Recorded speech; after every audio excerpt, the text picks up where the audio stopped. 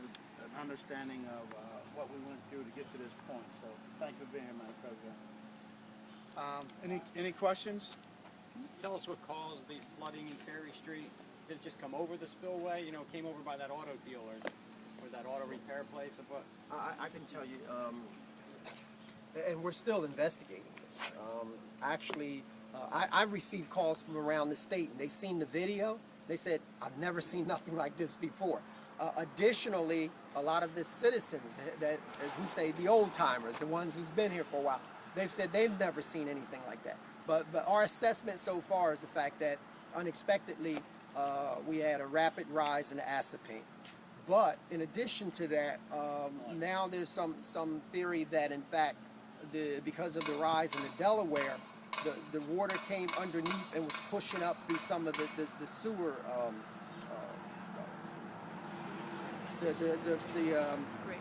I'm getting manhole covers. Yes, thank you, Mayor.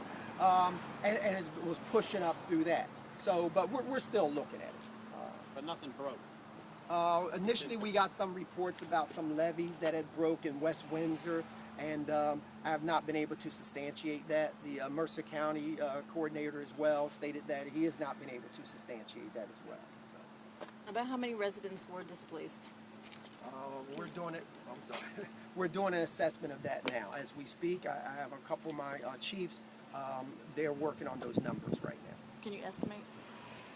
I really don't want to estimate. Basically, what we're doing is and you're referring to the South Trenton area.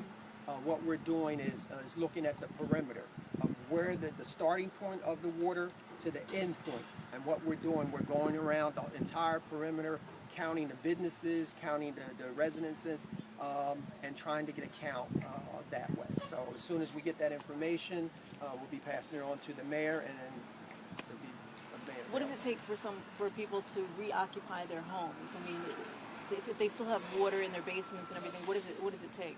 Well, basically, as the Director of Inspections had mentioned, is that it's a three-part process. One is, of course, inspections. Public service is also involved, and the fire department is involved in terms of pumping. In some cases, too, the health department would be involved, especially relative to businesses, if there's any spoilage of food and things of that nature. But for residents, if you find that there was already some things going on, I'm sure that a lot of people, they have some issues going on inside their residence, and then when you go in and inspect, you find other things that are also wrong. Can they still? I will let the Director of Inspections. Can they still reoccupy their homes, or are they faced with now another challenge? Well, at this time, we are operating under an emergency circumstance, so we are not primarily trying to find violations that are, of that type of nature. If there are anything that is critical, then of course the occupant would not be able to take up residency if it's an unsafe or dangerous condition. Otherwise, other minor violations that can be addressed later. Was Parker School damaged? Flooded? Parker School. I have no assessment of that whatsoever.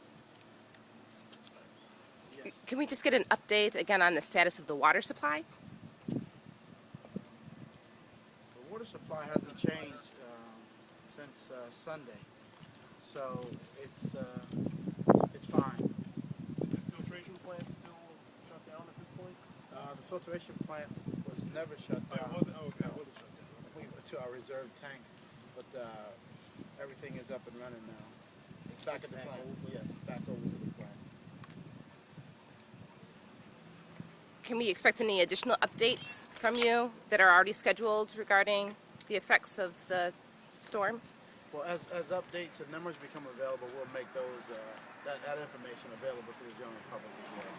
Fantastic. And again, can we get the number if residents need any assistance or have any questions to call? I'm sorry. 989-4200. Fantastic. And And we actually have someone manning those phones 24/7. you had been asked about how many people were affected. I guess by the same token, you can't say how many people are still are still out of their homes at this point? Basically, it would be the same thing. Right, And okay. so we're trying to get that done. So I guess right now you're concentrating on the South Trenton area, Yes. and then from there. And, yes, and sporadically the north, Okay. but basically the South Trenton area. Right. Is the water still high in the Mulberry Street area? Can people still not access their homes in that area? There's no water. About 90% of the water is gone. Okay. And that's what I think the mayor was referring to, that we were really fortunate. It could have been a lot worse. Mm-hmm. And if you've seen some of the pictures, you know that it was pretty bad. And it's really unbelievable to go down there now and see it, and then you wouldn't, the difference between just yesterday. It's Right, amazing. right. So any estimate on, I guess, when or how long it's going to take until everyone can get back in their homes for the most part? We wouldn't be able to give a direct time because we are in collaboration with the utility companies, Right. and it depends on their availability with regards to restoring service.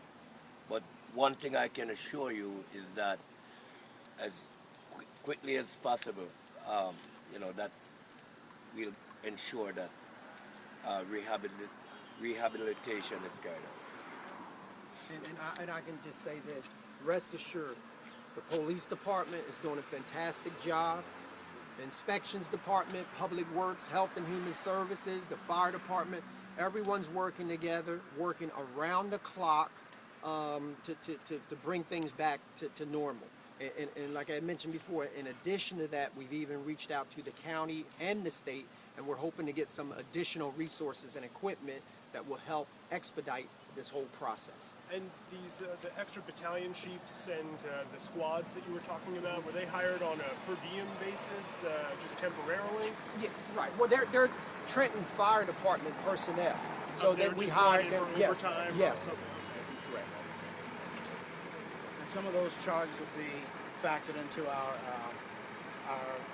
FEMA application request. Hi. Are we going to have any additional garbage pickups, or should we wait to put our garbage out until Thursday? That's a good question. In fact, that was posed early on. We're going to do our best to get a dumpster over into the areas that were affected. So that'll happen sometime today. The question is, once you put a dumpster out, sometimes you get people just throwing everything in. So we got to monitor it a little bit. So it may not be there the entire day, but we'll make sure it's there at a time that the residents know about it, okay? I just wanted the extra pumps and equipment you were talking about, that's all being rented or? No, it's still mutual aid. Mutual aid from agreement. surrounding municipalities? Yes. Okay. Excuse me. Can I ask you a question? I'd like to know when they're going to get this communications together for the people that's mostly out here on this island. Because everybody was confused about where to go and what to do. And they come up a day later. There's a lot of people didn't have no place to go, nowhere to stay or anything. Nobody gave us a head start.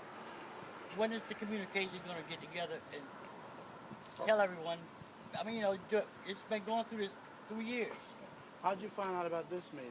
Through a message on the telephone line. Right. A message. That's how we sent the other ones out. So Yeah, but you might have missed the other one. No, I didn't. This is what I'm saying. Okay. I got them, but some of the other people did. Did not get them. Okay. You know what might have happened? There's a direct connect number that you can log into. We've called this number, Okay. and they say we'll get somebody else. This is what I'm saying. We'll make sure that we, and if you know the person that happened to, have them contact our communications office, and we'll get them all the information they need. Your communication office, Yes. and that number is for someone to get to, right? Yes. Someone's It there should be 24 there, right? Yes. Sir. Yes. And if you ever call, this is just my personal thing, always get the name of the person you spoke to. This way, if there was some type of disconnect, I'll take care of it. Very good. That's a good point. What's your name? Bashir. Chief Bashir. Thank you very much. All right. Thank you very much, and thank God everything went well. Thank you. I don't want to be on camera. I just want to ask a question. You said on the townhouses. And where do you say? I heard you, but I was. You know something? For the life of me, I keep forgetting the name of those. What are they? Cooper Crossing. Cooper's Yes. Crossing. Yes, It's right. down there, Yeah. Union and Steel. Right, Yes. yeah. Across from the Kathmandu. Right, Yes. exactly. Okay. Yeah, so that- Okay. So where do we take the keys now? We got to take our keys. Inspectors are there now. Oh, they're there now. Yeah.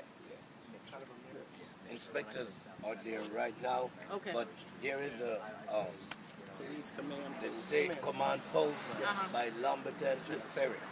Okay. So I would advise you to head over there right now because I have a group right there, a group of inspectors Lamberton and right Fair. now. Okay. Yes. Thank you. Okay. All right. You're welcome. Thank you. Good luck to you. Yeah. Thank you very much. Good job. Yeah.